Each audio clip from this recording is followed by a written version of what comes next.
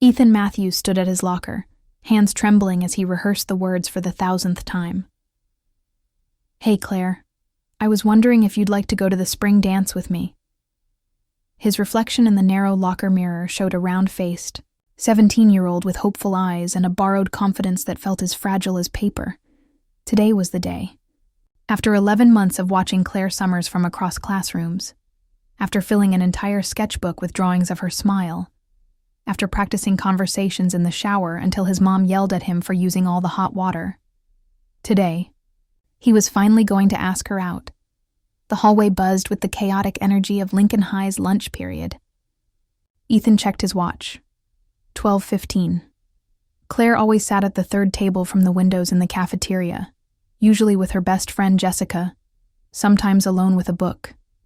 If he timed it right, he could catch her during one of those rare quiet moments when she wasn't surrounded by the effortlessly popular crowd that seemed to orbit around her natural warmth. He'd been invisible to most of his classmates for 4 years, but Claire had always been different. She said hi when they passed in the halls. She'd borrowed a pencil from him in AP History and actually said thank you like she meant it.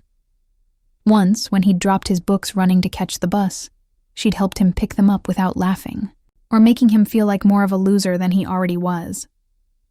Those small kindnesses had fed his crush until it became something bigger, something that felt dangerously close to love. Ethan closed his locker and took a deep breath. The speech was ready. He'd written it down, memorized it, practiced it until the words flowed naturally.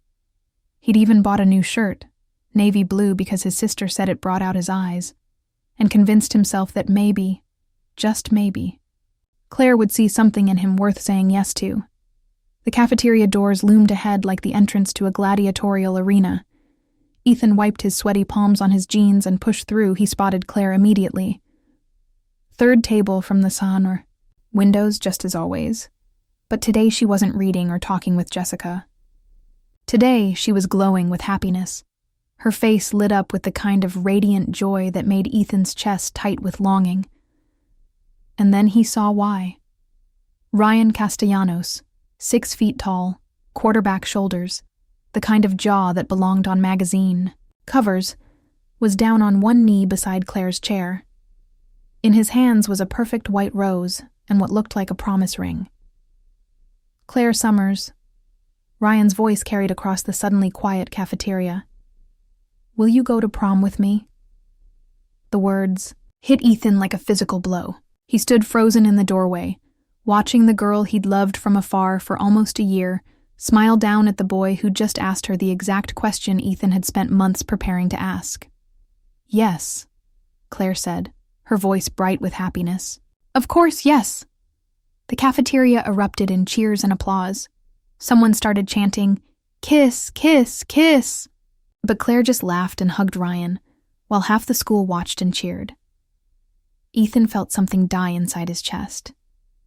He turned and walked away before anyone could notice the fat, invisible kid standing in the doorway with tears in his eyes and a carefully rehearsed speech dying on his lips.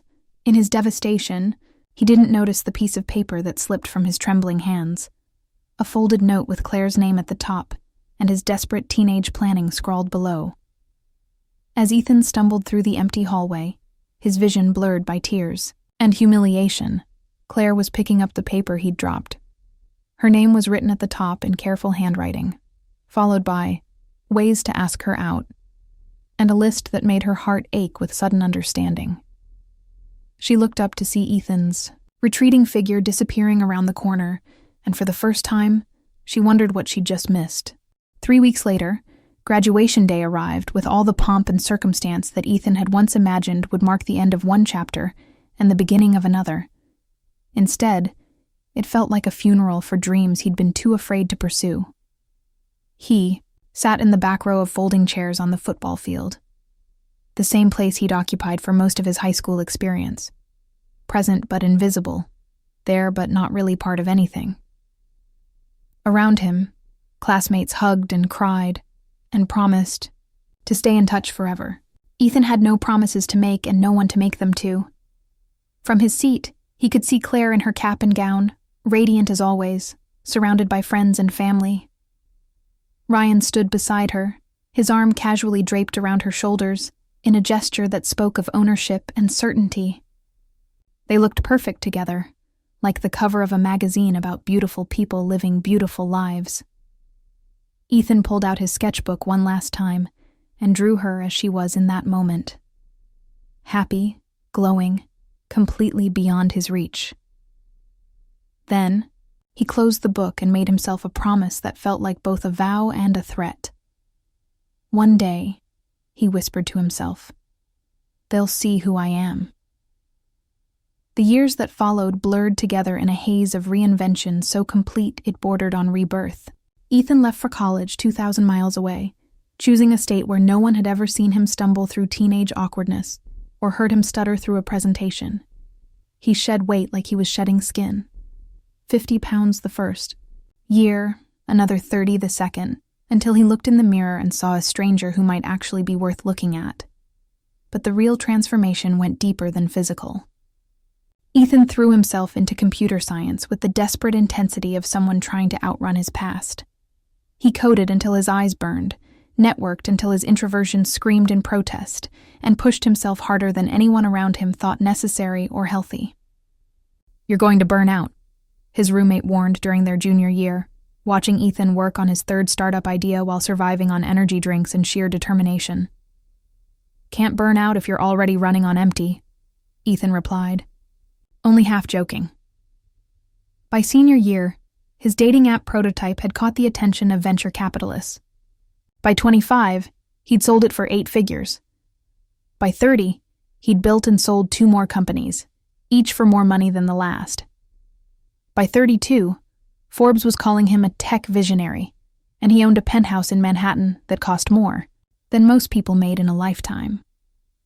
The strange thing about becoming rich and powerful was how little it changed the fundamental loneliness that had driven him to succeed in the first place. Sure, people wanted to be around him now. Investors, employees, women who found wealth attractive, but none of them saw Ethan. They saw his bank account, his connections, his ability to make their lives easier or more exciting. Late at night, alone in his ridiculous penthouse with floor-to-ceiling windows that showed him the entire glittering city, Ethan would sometimes find himself Googling Claire Summers. His finger would hover over the search button, but he never pressed it. Some wounds were too old to reopen safely, and some dreams were too painful to revisit. He dated, of course. Beautiful women, successful women, interesting women who should have been everything he thought he wanted. But every relationship followed the same devastating pattern. Initial attraction, comfortable compatibility, gradual realization that something essential was missing. They'd break up amicably, with the woman usually saying something like, "You're wonderful, but it feels like your heart isn't really here." They weren't wrong. His heart was stuck in a high school cafeteria, watching the only girl he'd ever loved say yes to someone else. Everything changed on a Tuesday in October when Ethan's assistant handed him an invitation to the Children's Hospital Gala. "You should probably attend," she said. "Good publicity, and the cause aligns with your foundation work." Ethan barely glanced at the elegant invitation until he saw the name of the event coordinator printed at the bottom, Claire Summers Mitchell. His coffee cup slipped from suddenly nerveless fingers, shattering on his office floor. After 14 years of wondering, he was about to discover what had become of the girl who got away. The Children's Hospital Gala was exactly the kind of high society event Ethan usually endured rather than enjoyed. Elegant people making elegant conversation, while elegant waiters served elegant food that nobody really tasted. He wore his most expensive tuxedo-like armor and moved through the crowd with the polished confidence that money and success had taught him to project. But underneath the designer clothes and practiced charm, 17-year-old Ethan was having a panic attack. She was here. Somewhere in this room full of beautiful, accomplished people was Claire Summers, and he had no idea what he was going to say to her. "Hi, remember me? I was the fat kid who used to stare at you in biology class." Didn't seem like the opener of a successful reunion. Ethan Matthews? A familiar voice made him turn. and suddenly he was looking into the eyes that had haunted his dreams for 14 years. Claire stood before him in a simple black dress that somehow made every other woman in the room fade into the background. She was older, obviously, laugh lines around her eyes, a maturity in her posture that spoke of experiences both wonderful and heartbreaking, but she was still unmistakably herself, still the girl whose smile had once made him believe in magic. Claire. Her name came out rougher than he'd intended, heavy with years of longing he couldn't quite hide. Wow. Hi. I can't believe it's really you. Claire's smile was warm, genuine, and completely without recognition of who he'd been. I read about you in Forbes last year. Tech entrepreneur, philanthropist, youngest person ever to make the 40 under 40 list. When I saw your name on the donor list tonight, I thought it might be a coincidence, but... She gestured at his transformed appearance with something like wonder. You look incredible. Ethan felt a familiar stab of disappointment that cut deeper than he'd expected. She remembered reading about him in magazines, but she didn't actually remember him. To her, he was just another successful stranger who happened to share a name with someone from her distant past. Thank you. You look... He stopped, because beautiful seemed inadequate, and anything more seemed inappropriate. You look happy. Something flickered across Claire's expression, pain, quickly covered. Thank you, I try to be. The invitation said, Summers Mitchell. You're married? Divorced, actually. 2 years now. Claire's smile became practiced, the kind people wore when discussing painful topics at charity events. But I kept the hyphenated name for professional reasons, and for the kids. Kids? Twin boys, 8 years old and convinced they're going to be professional soccer players. Claire's smile became genuine again, transforming her entire face the way it always had when she talked about things she loved. They're with their father tonight, which means I get to eat dinner without anyone asking me to cut their food, or explaining why vegetables won't actually kill them. Ethan laughed, and the sound surprised him with its authenticity. When was the last time someone had made him laugh without trying to impress him, or get something from him? What about you? Claire asked. Wife, kids, someone special? No, none of the above. Ethan's honesty surprised him. Usually he deflected personal questions with charming non-answers. I'm apparently very good at building companies, and very bad at building relationships that last longer than a few months. I find that hard to believe. You seem... Claire paused, studying his face with an intensity that made his pulse quicken and his chest tighten with hope. There's something familiar about you.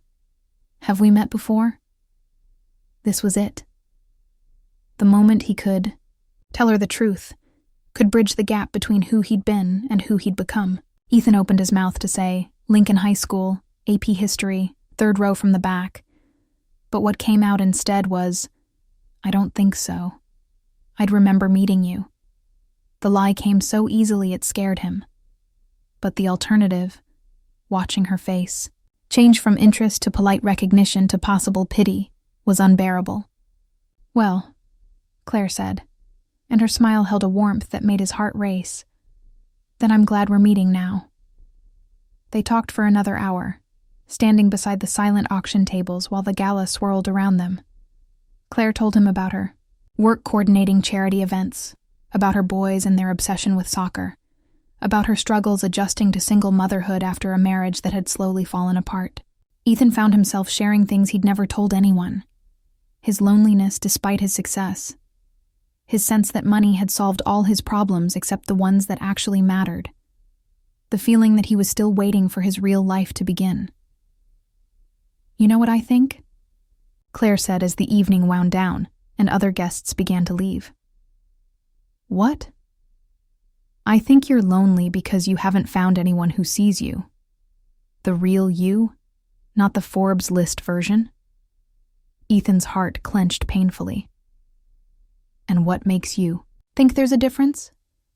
Because nobody becomes that successful without running from something. And nobody looks as sad as you do while talking about their accomplishments unless those accomplishments aren't filling whatever hole they were supposed to fill. She saw him. Not completely, not the whole truth, but more than anyone had in years. The recognition was both thrilling and terrifying. As the gala ended and they walked toward the valet stand together, Claire suddenly stopped and touched his arm, her fingers gentle against the expensive fabric of his tuxedo. "Ethan, can I ask you something that might sound strange?" He nodded, not trusting his voice to remain steady. "Do you ever feel like you're waiting for something? Like your whole life has been preparation for a moment that hasn't happened yet?" Ethan stared at her, wondering if she could possibly know that he'd been waiting 14 years for exactly this moment, exactly this conversation. "Yes," he said quietly, his voice thick with emotion. "Every single day of my life." The morning after the gala, Ethan did something he hadn't done in 5 years. He canceled his meetings and spent the day thinking about someone other than business. Claire's words echoed in his mind like a song he couldn't stop humming. "You haven't found anyone who sees you." The irony was devastating and beautiful at the same time. The one person who'd ever truly seen him, even as an invisible teenager, was the same person who now looked at him and saw a stranger worth getting to know. But maybe that was an opportunity rather than a tragedy. 3 days later, Claire's phone rang at the Children's Hospital office where she worked coordinating fundraising events. "Ms. Summers Mitchell? This is Jennifer from the Matthews Foundation. Mr. Matthews was impressed by your work at the gala and would like to discuss a potential partnership for our youth literacy program." Claire nearly dropped the phone, her heart doing something complicated in her chest. "Ethan Matthews wants to partner with the hospital? He specifically requested you as the point of contact. Are you available for lunch tomorrow to discuss details?" Over lunch at a quiet bistro that somehow felt more intimate than a business meeting should, Ethan outlined his foundation's goals with professional competence while internally marveling at how Claire lit up when she talked about helping kids. She was passionate, articulate, and completely unaware that he was designing the entire program around excuses to spend time with her. "We'd want to start with reading programs in underserved schools," Ethan explained, watching Claire take notes with the same focused intensity she'd once brought to AP history. "Create libraries, fund literacy coordinators, maybe even mobile reading units that could reach kids who don't have easy access to books." "That sounds incredible. What's your timeline?" "Flexible. I'd want to make sure we're doing it right, which means lots of planning meetings, site visits, regular check-ins to assess progress." He paused, studying her face. Very thorough oversight. Claire looked up from her notepad, and for a moment, Ethan thought he saw a flicker of something in her expression. Amusement, maybe, or awareness that he was creating more opportunities for collaboration than strictly necessary.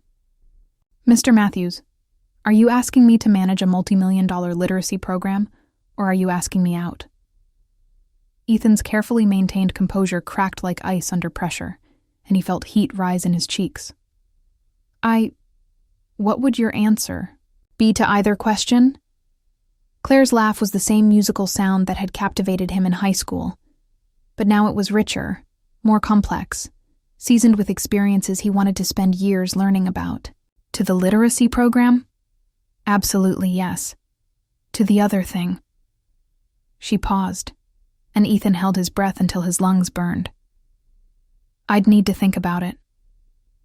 Over the following weeks, Ethan found excuses to be everywhere Claire was, appearing in her life like a guardian angel with excellent timing and unlimited resources. When her car broke down, he happened to know an excellent mechanic who worked miracles. When her boys' soccer team needed new uniforms, an anonymous donor stepped forward. When Claire mentioned struggling to find good after-school care for the twins, Ethan's assistant somehow discovered a wonderful program with a mysteriously available scholarship. Claire began to notice the pattern, and more importantly, she began to look forward to whatever excuse Ethan would find to see her next. "It's funny," she said during one of their literacy program planning meetings that had devolved into personal conversation over coffee that had long since grown cold. How many good things have been happening in my life since we started working together. Good luck comes in waves sometimes. Does it? Or do you have excellent assistants who are very good at solving problems? Her smile was knowing and fond. Ethan's smile was guilty and unrepentant. I may have mentioned to Jennifer that helping you helps the program run more smoothly. Ethan. Claire's voice was gentle but serious, and he felt his heart clench at the way she said his name. Why are you doing all this? The honest answer was that he'd been in love with her for 14 years and would move mountains to see her smile. The safe answer was that she was an excellent professional partner, and he wanted their collaboration to succeed. The true answer lived somewhere between honesty and safety, in a space he'd never learned how to navigate. Because you're remarkable, he said, choosing words that felt like stepping off a cliff. Because you care about things that matter, and you make everyone around you want to be better than they are. Because when I'm with you, I remember what it feels like to be human instead of just successful. Claire studied his face with that same intense focus he remembered from high school. Like she was trying to solve a puzzle that mattered more than anything else in the world. There's something about you, Ethan Matthews. Something that feels... what? Familiar. Like I should know you better than I do. Like maybe I used to know you better than I do. Ethan's heart hammered against his ribs so hard he was sure she could hear it. Maybe we knew each other in another life. Maybe. Claire's smile was soft and wondering, and it took every ounce of his self-control not to reach across the table and touch her face. Or maybe we're just meant to know each other in this one.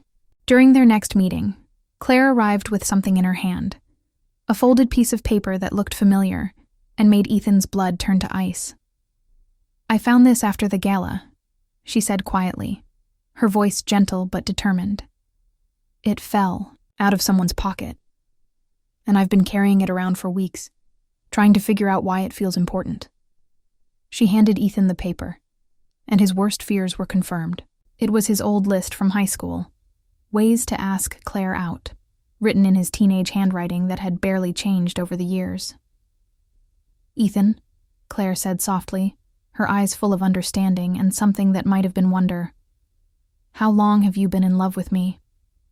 Ethan stared at the paper in his hands, feeling like he was 17 again, and standing in that cafeteria doorway watching his heart break and wait and see. But waiting, it turned out, was torture, when you'd already waited 14 years and 3 months for the love of your life to come home. The week crawled by with agonizing slowness.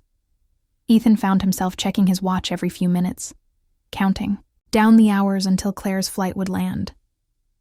He cleaned his apartment obsessively, bought groceries he didn't need, and changed his shirt 3 times the morning she was supposed to arrive.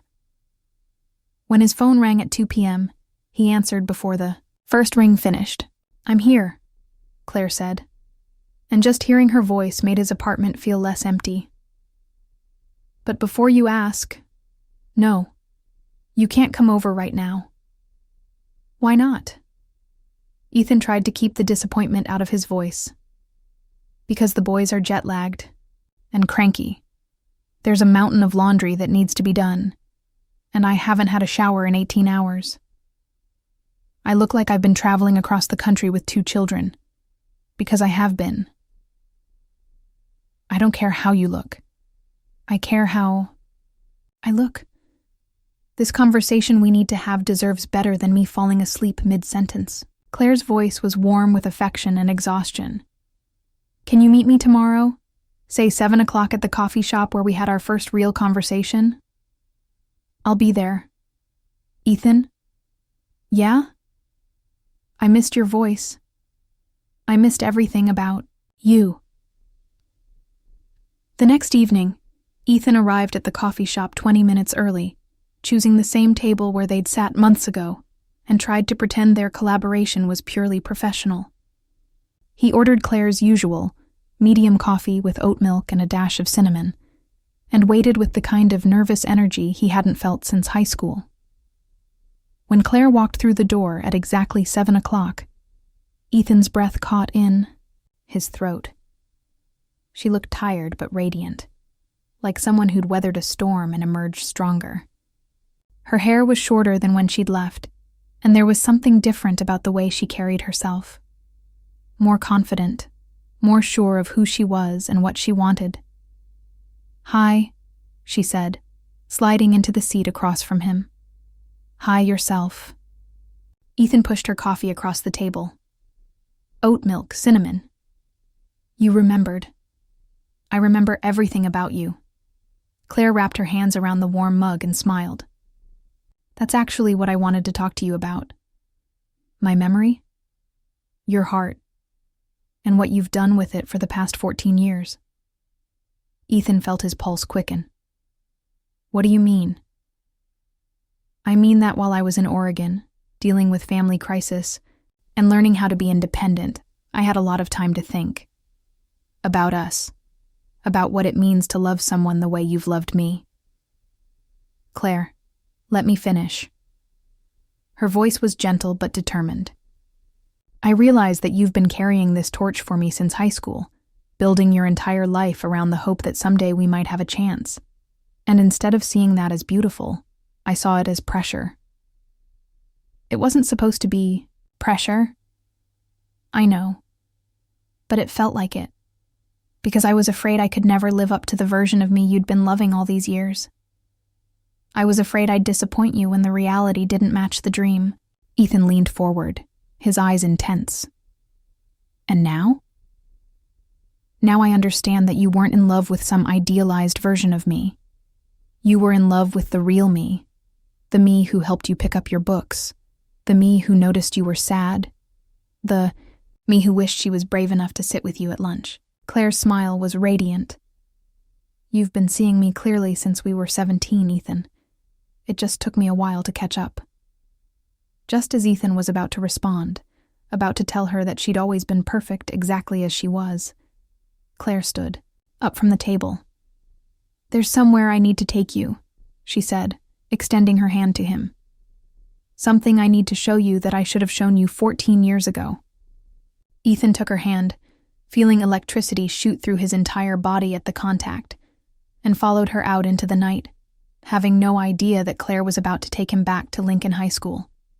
Back to where it all began, to finally answer a question that had been hanging between them for half their lives. The Lincoln High School parking lot looked smaller than Ethan remembered, the building somehow less imposing than it had seemed when he was 17, and everything felt impossibly important. Claire had driven them there in silence, holding his hand when she wasn't shifting gears, both of them lost in memories and anticipation. "Why here?" Ethan asked as they sat in her car, looking at the place where their story had really begun. "Because this is where I first saw you, really saw you." Claire turned to face him, her eyes bright with emotion. "And it's where I want to finally do something I should have done 14 years ago." "What's that?" Instead of answering, Claire got out of the car and walked toward the school's front entrance. After a moment of confusion, Ethan followed her. She tried the main doors, locked, of course, then led him around the side of the building to where the drama club used to prop open the stage door during rehearsals. "Claire, we're going to get arrested for breaking into our old high school." "We're not breaking in. I have permission." She pulled out a key and grinned at his shocked expression. "Mrs. Peterson still teaches here. She's the faculty advisor for the drama club now, and when I called her and explained what I wanted to do, she said the most romantic gesture she'd ever heard deserved proper staging." "You called our old AP history teacher?" "I called our old AP history teacher and told her that I was finally going to do something I should have done when we were her students." The hallways were dark and eerily quiet, but Claire moved through them with confidence, leading Ethan toward a destination he couldn't guess. Their footsteps echoed off lockers and trophy cases, past classrooms where they'd spent 4 years learning about everything except what really mattered. "Claire, where are we going?" "The cafeteria." Ethan's steps slowed. "Why the cafeteria?" "Because that's where your heart broke, and that's where I want to try to put it back together."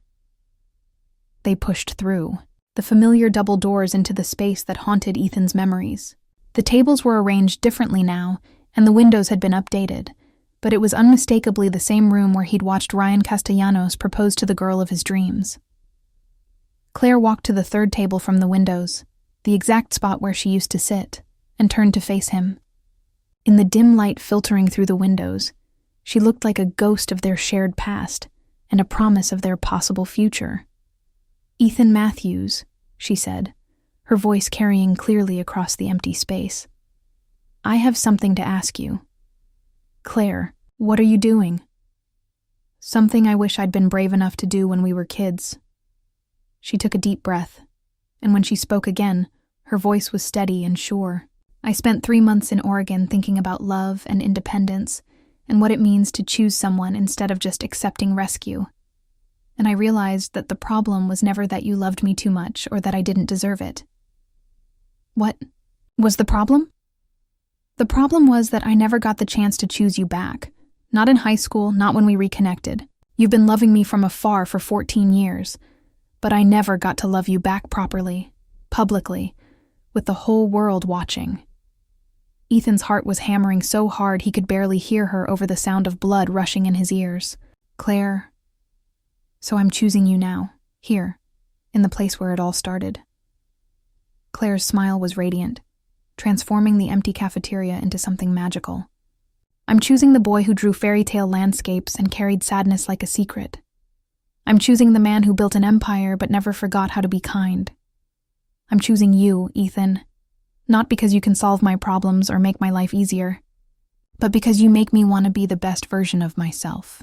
Are you asking me what I think you're asking me?" Claire reached into her purse and pulled out something that made Ethan's knees go weak. It was a small velvet box, the kind that held promises and forevers and everything he'd dreamed about since he was 17 years old. "I'm asking you to marry me," she said, dropping to one knee in the exact spot where Ryan had proposed to her 14 years ago. "I'm asking you to take a chance on a divorced single mother who's finally brave enough to fight for what she wants. I'm asking you to let me spend the rest of my life proving that fairy tales can come true, even when they take 14 years to get started." Ethan stared at her, at the ring box in her hands, at the woman who'd been the center of his universe. For half his life now offering him everything he'd ever dreamed of. For a moment he couldn't speak, couldn't breathe, couldn't do anything but stand there and feel his heart expand until it felt too big for his chest. "You're proposing to me," he said finally, wonder and joy and disbelief warring in his voice. "I'm proposing to you. In our old high school cafeteria, at the table where I used to sit and wish I was brave enough to talk to the interesting boy with the beautiful drawings. I'm asking you to marry me, Ethan Matthews, because I love you. Not because you're successful or wealthy, or because you can make problems disappear, but because you're you. Because you've been you all along, and I was just too scared to see it." Yes, the word came out as barely more than a whisper, but it carried 14 years of longing and hope and dreams deferred. "Yes. Of course, yes. Always yes." Claire's face lit up with joy so radiant it could have powered the entire school. She opened the ring box to reveal a simple gold band. No diamonds, no elaborate setting, just a promise made solid and real. "It's perfect," Ethan said, as she slipped it onto his finger with hands that shook with emotion. "I wanted something that looked like us. Simple, real, built to last." Ethan pulled her to her feet and into his arms, holding her close enough to feel her heartbeat against his chest, close enough to breathe in the scent that had haunted his dreams for 14 years.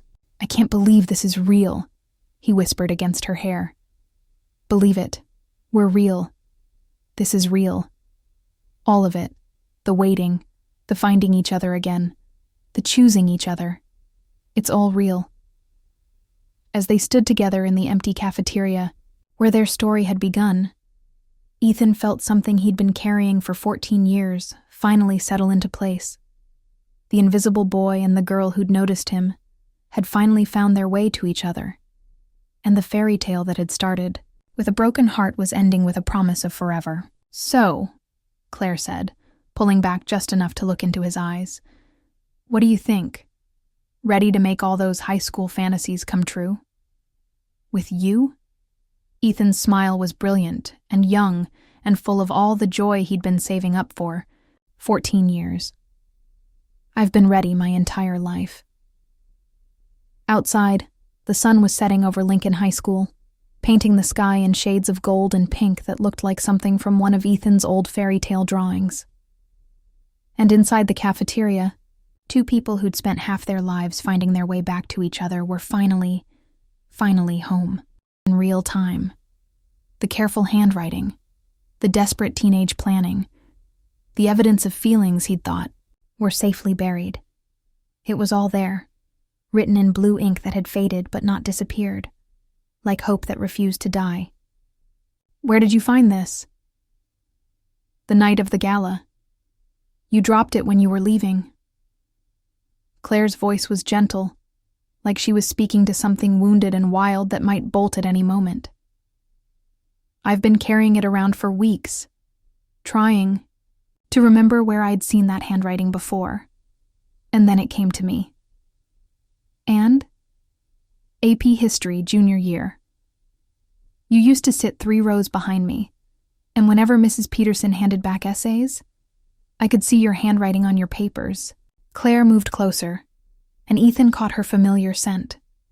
Something light and floral that he'd never forgotten and had spent years unconsciously searching for in crowded rooms. Ethan Matthews wasn't just a stranger I met at a gala, was he? Ethan closed his eyes, feeling the weight of 14 years of secrets pressing down on him like water. "No.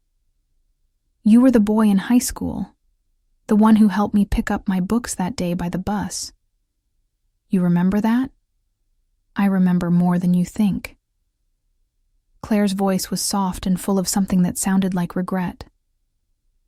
"I remember you were always kind when other people were cruel. I remember you had the most beautiful drawings in art class, landscapes that looked like places from fairy tales. I remember thinking you seemed lonely and wishing I was brave enough to talk to you more. Then I did.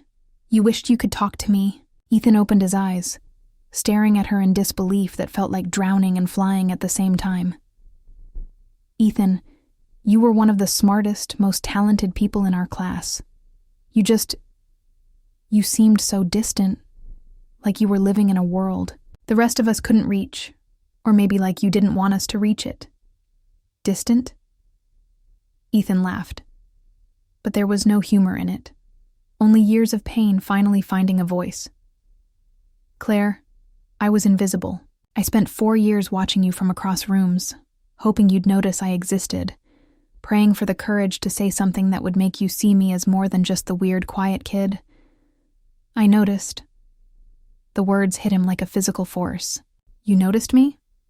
I noticed that you drew pictures during lunch instead of talking to people. I noticed that you always had the right answers in class but never raised your hand unless Mrs. Peterson called on you directly. I noticed that you seemed sad, and I wondered what made someone so young carry so much sadness in their eyes." Ethan felt something fundamental shift in his understanding of the past, like a photograph coming into focus after years of blurriness. "If you noticed me, why didn't you ever what? Walk up to the shyest boy in school and demand he talk to? Me. You seemed like you wanted to be left alone. You seemed like someone who'd built walls for a reason. I wanted to be noticed. Ethan stopped, remembering the day he'd planned to ask her out, the way his heart had shattered when he saw Ryan on his knees.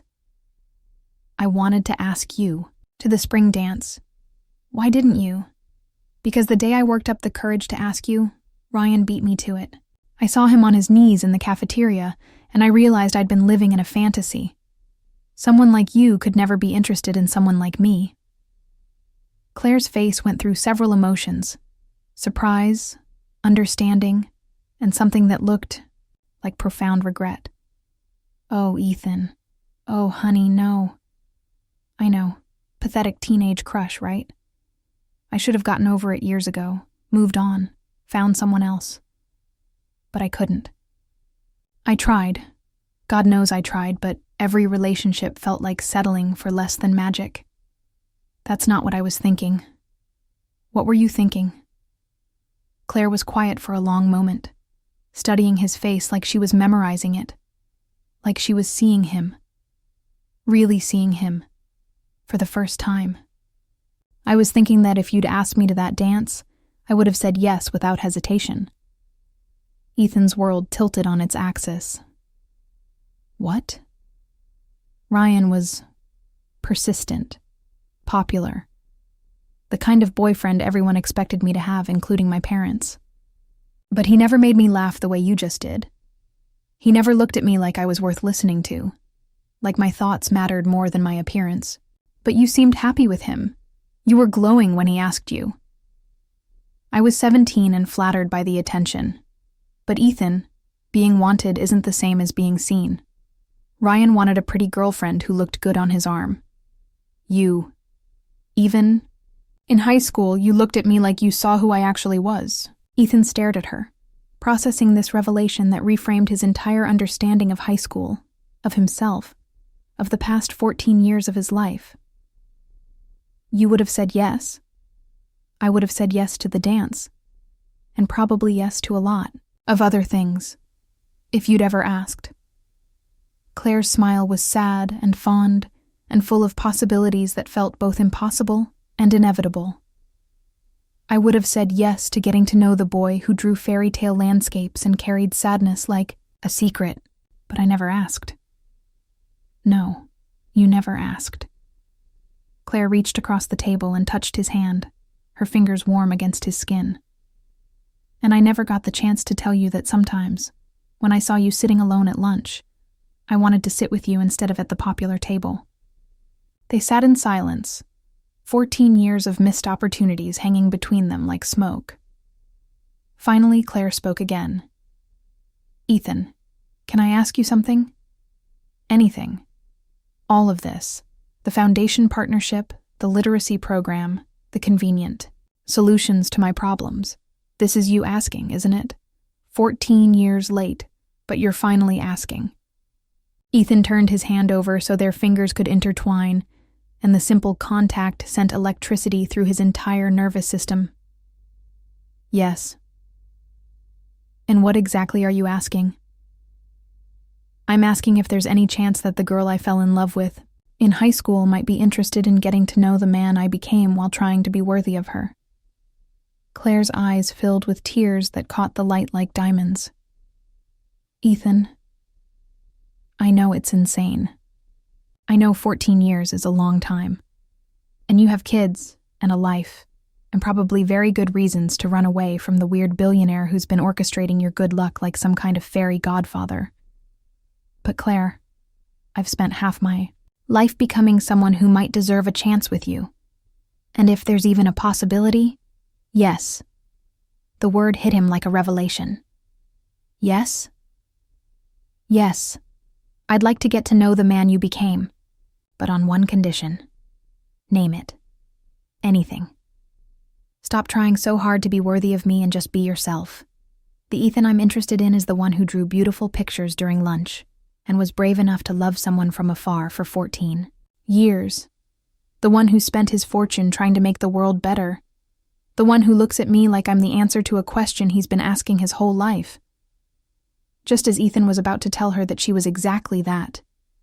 The answer to every question, the solution to every problem that mattered. Claire's phone rang with a call that made her face go white with panic. I have to take this, she said, her voice suddenly tight with worry. What? When? Is he okay? Ethan watched her grab her purse and stand up frantically. I'm so sorry. I have to go. There's been an accident with one of my boys. As she rushed toward the exit, she turned back to call over her shoulder. Ethan, But the words were lost as she disappeared into the night, leaving him alone with the terrible knowledge that just when he'd finally found her again, he might lose her to something he couldn't fix with money or power or love. The call came at 3 a.m., jolting Ethan from the first peaceful sleep he'd had in weeks. He was instantly alert with the kind of middle-of-the-night panic that usually meant business emergencies or personal disasters, but this time his first thought wasn't about stock prices or hostile takeovers. "Ethan?" Claire's voice was tired and strained, roughened by tears and hours of worry. "I'm sorry to call so late, but I didn't know who else." "What's wrong? Is it one of your boys?" Jake broke his leg. Soccer accident during practice. It's complicated. He needs surgery, and the insurance is being difficult about covering the specialist, and Claire's voice cracked with exhaustion and frustration. "I'm sorry. I shouldn't be calling you about this. It's not your responsibility." Claire. Ethan was already out of bed, reaching for clothes with one hand while cradling the phone with the other. "Tell me which hospital." "Children's Memorial." "But Ethan, you don't need to." "I'll be there in 4 hours." "You can't. You're in New York." "Not for long." Ethan kept his word, his private jet making the trip in record time through a sky that was just beginning to lighten with dawn. He arrived at the hospital to find Claire in the surgical waiting room, still wearing the clothes from their interrupted dinner, her hair disheveled, and her eyes red with exhaustion, and the particular brand of terror that only comes from watching your child in pain. "You came," she said, looking up at him with an expression of wonder and relief that made his chest tight with emotion. "Of course I came." Ethan sat beside her and immediately pulled her into his arms, feeling her relax against his chest like she'd been holding herself together by pure will and could finally let go. "How is he?" "Surgery went well. They're setting the bone now, but he'll be in a cast for 8 weeks, which means no soccer, which means Jake is going to be miserable and take it out on everyone around him." Claire's laugh was hollow and exhausted. "He's been planning to try out for the traveling team next month. This is going to break his heart." "And the insurance situation?" Claire's expression darkened. "Apparently, the particular type of surgery Jake needed isn't fully covered under my policy. Something about experimental techniques and out-of-network specialists. I'm looking at about $40,000 in bills I can't afford, not without taking out loans against my house." Ethan was already pulling out his phone. "Consider it. Handled." "Ethan, no. I can't let you pay for my son's medical bills. That's too much. You're not letting me do anything. I'm doing it because I want to. Because I can. And because the thought of you worrying about money while your child is in surgery makes me want to buy the entire hospital and rewrite their billing policies." Claire stared at him, tears spilling, over again. "You're serious. Completely serious." "Why?" "Because I love you," Ethan thought. "Because I've loved you since we were kids, and I'd give you everything I own if it would make you smile again. Because your pain is my pain, and your children are part of you, which makes them part of everything I want to protect. Because you matter to me," he said instead, the words inadequate for the depth of feeling behind them. They spent the next 3 days at the hospital while Jake recovered. Ethan worked from his laptop in the waiting room, fielding calls from investors and employees while Claire dozed in the uncomfortable chair beside him. He had food delivered from the best restaurants in the city, arranged for Claire's other son Max to stay with his grandmother, and somehow managed to ensure that Jake's room was upgraded to the pediatric VIP suite without Claire noticing the change until a nurse mentioned the anonymous benefactor. "Ethan," Claire said on the second evening, her voice carrying a weight that made him look up from his laptop.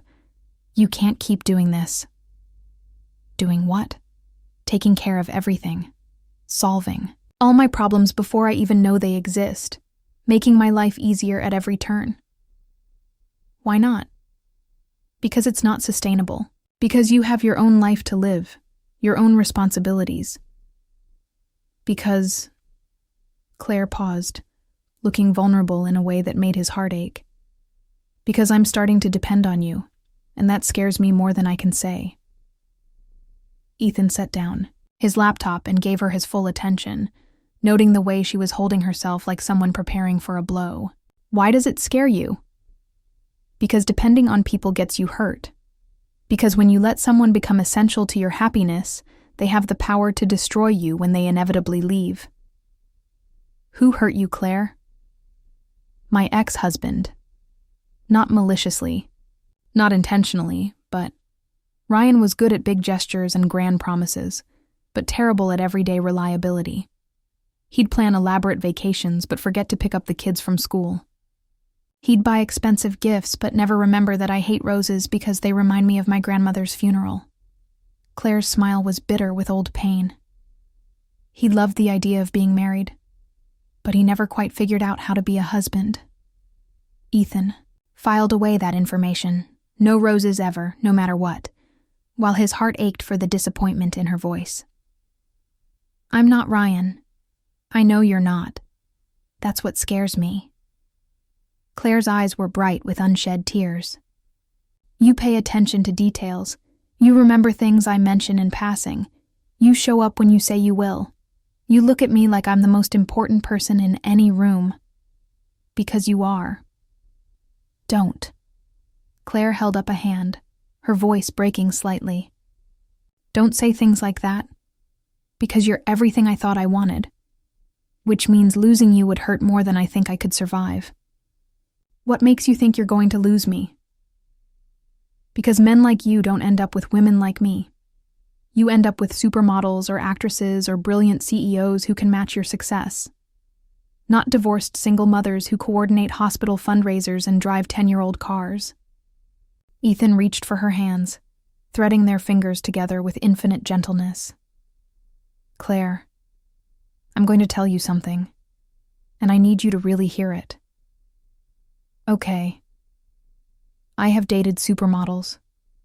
I have dated actresses and CEOs and brilliant, beautiful, accomplished women who looked perfect on paper. And every single relationship ended the same way, with me realizing that something essential was missing, something I couldn't name or explain or find with anyone else. What was missing? You. They weren't you. Ethan's voice was thick with emotion. I know it sounds crazy. I know we've only been, whatever this is, for a few weeks. But Claire, I've been comparing every woman I've ever met to a memory of you from high school. No one else has ever come close to making me feel what I feel when I'm with you. You can't be in love with a memory. You're right, but I can be in love with the woman you are now, the one who fights insurance companies for her kids, the one who coordinates charity events because she genuinely wants to help people, the one who sees through my billionaire armor and calls me out when I'm trying too hard to impress her. Claire was crying now, but she was also smiling through the tears. This is insane. Completely insane. I have baggage. Kids, an ex-husband, student loans, a job that barely pays enough to cover my mortgage. I have emotional baggage, workaholic tendencies, trust issues, and more money than any one person should be allowed to have. We're a disaster waiting to happen. Probably. Claire leaned forward and rested her forehead against his, their breath mingling in the space between them. Okay. Okay, let's be a disaster together. Let's see what happens when the invisible boy and the girl who noticed him finally stop running from each other. Just as they were finally admitting their feelings for each other, Claire's phone rang with a call that changed everything. It's my mom, she said apologetically, but her expression shifted to alarm as she listened. What? When? How long will you need me?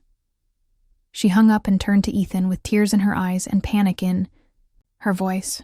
My dad's had a stroke. It's serious. I have to fly to Oregon immediately, and I don't know when I'll be back. The boys will have to come with me, and Jake's still recovering, and...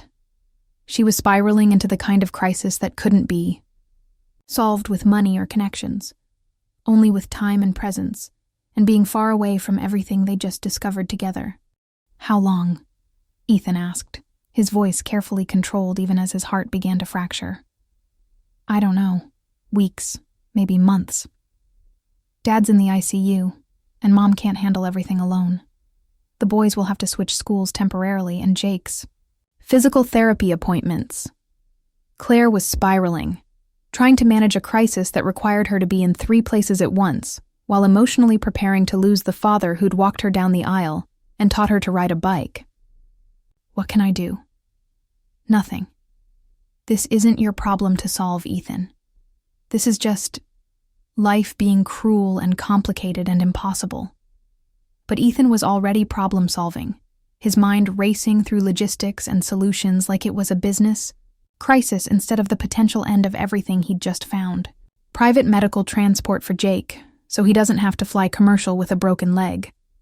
I'll arrange for a physical therapist in Oregon who specializes in pediatric sports injuries. The boys can attend the best private school in Portland. Temporarily, I'll handle the admissions and tuition. Ethan, stop. Temporary housing near the hospital so you can be close to your father, but the boys have stability. Ethan, stop. Claire grabbed his hands, forcing him to focus on her face instead of his mental checklist of problems to solve.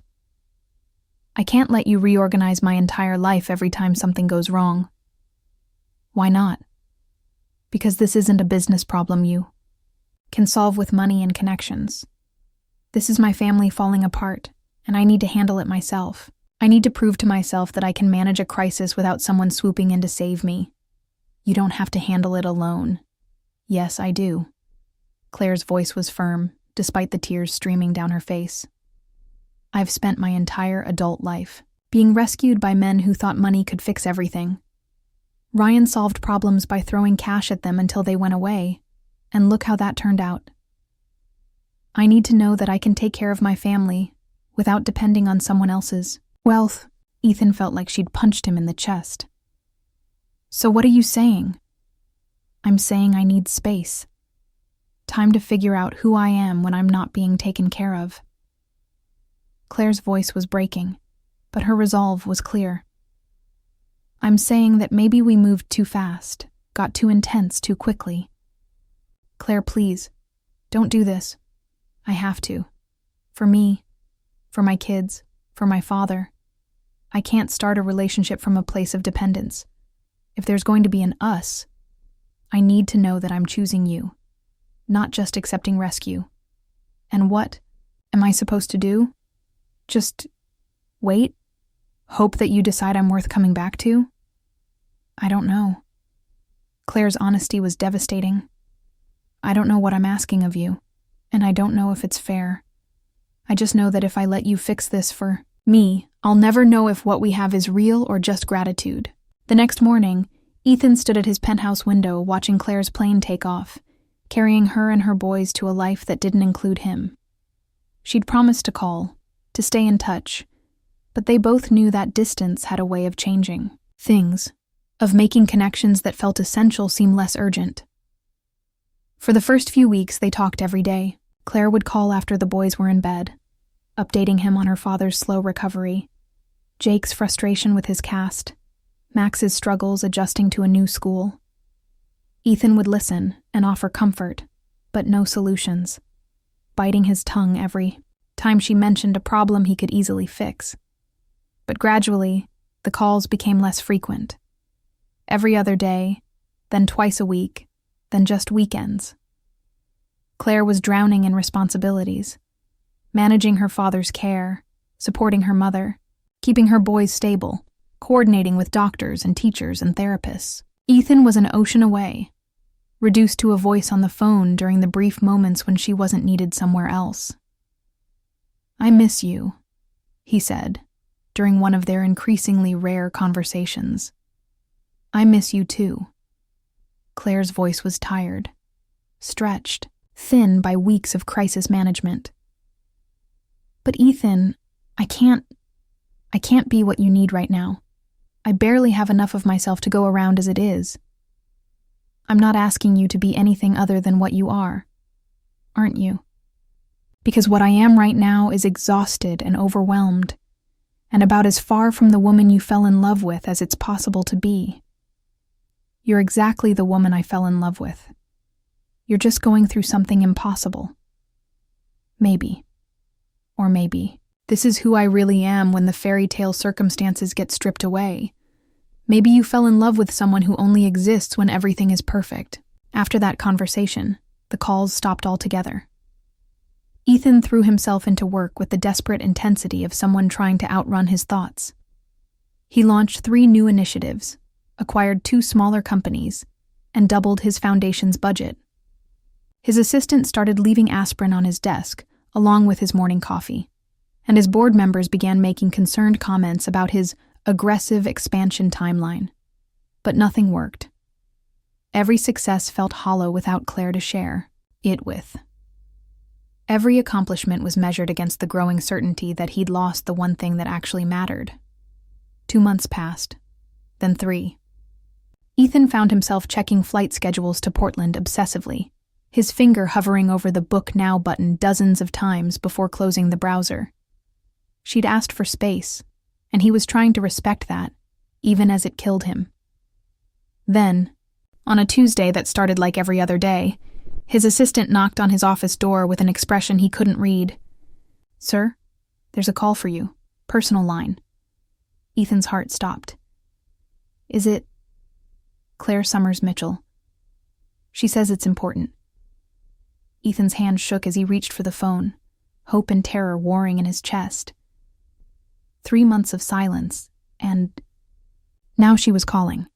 "Claire," he said, his voice rough with longing and fear.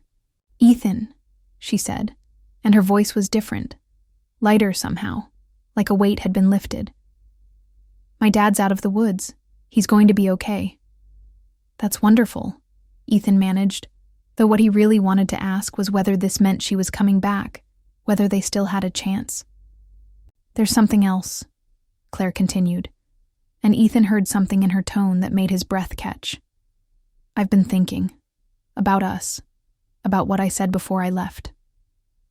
His heart hammered against his ribs as he waited for her to continue, knowing that whatever she said next would either save him or destroy him completely. "What about us?" Ethan's voice was barely above a whisper, afraid that speaking too loudly might shatter whatever fragile hope was building in his chest. "I was wrong." Claire's words came quickly, like she'd been rehearsing them, but was afraid she'd lose her nerve if she didn't say them immediately. "I was scared and overwhelmed, and I pushed you away because it felt safer than risking my heart on something that seemed too good to be true." "Claire, let me finish, please. I need to say this."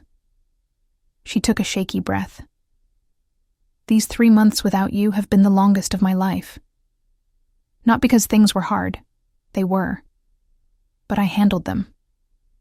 My father is recovering. The boys are adjusting. And I learned that I can manage a crisis without falling apart. I never doubted that you could, but I doubted it. And I thought proving I could handle things alone would make me feel strong and independent. Instead, it just made me feel empty." Claire's voice grew softer, more vulnerable. "Because being capable isn't the same as being happy. And being independent doesn't mean anything if you don't have someone you want to share your independence with." Ethan closed his eyes, hardly daring to breathe. "What are you saying?" "I'm saying I've been miserable without you. I'm saying that every good thing that happened, every small victory with Dad's recovery, every time Jake laughed despite his cast, every moment that should have been joyful, felt incomplete because you weren't there to share it with. You asked for space, and you gave it to me. Even when I could tell it was killing you, you respected what I said I needed. Do you have any idea how rare that is? How many men would have shown up anyway, convinced they knew better than I did what was good for me?" Ethan's throat was tight with emotion. "I wanted to. Every day I wanted to get on a plane and just be wherever you were. Why didn't you? Because you asked me not to. Because loving someone means trusting them to know what they need, even when it's not what you want to give them." Claire was quiet for a long moment, and when she spoke again, there were tears in her voice. "That's when I knew." "Knew what?" "That what I feel for you isn't gratitude or dependence or some kind of rescue fantasy. It's love. Real, complicated, adult love for a man who sees me clearly enough to know when to help and when to step back. Ethan felt like his heart might explode from the sheer relief and joy coursing through him. Claire, there's more. Her voice took on a note of urgency. I'm coming home next week.